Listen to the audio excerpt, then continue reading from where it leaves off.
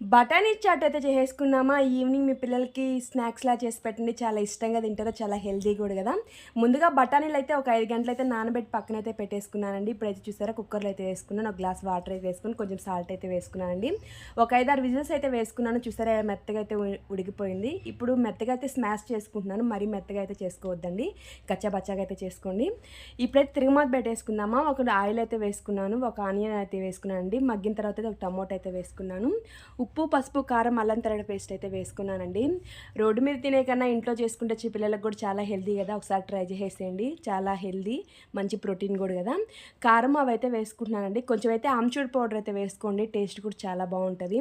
మీకు చాట్ అంటే ఇష్టమా? పానీపూరి అంటే ఇష్టమా? నాకు ఒకసారి కామెంట్ అయితే చేసేసేయండి. మీకు ఎట్లా వచ్చిందో నాకు ఒకసారి కామెంట్ అయితే మర్చిపోకండి. చూసారా? ఇట్లా అయితే ఒక 5 నిమిషాలు మగ్గనివ్వండి ఆయిల్‌లో అయితే మసాలా అంతా. ఇప్పుడు మెత్తగా మ్యాష్ చేసుకున్న బఠానీ అయితే వేసుకున్నాను. కొంచెం అయితే వాటర్ అయితే వేసుకున్నాను. చూసారా ఎంత కలర్‌ఫుల్‌గా ఉందో. టేస్ట్ కూడా అట్లాగే ఉందండి. లాస్ట్‌లో కొత్తిమీర అయితే వేసుకున్నాను.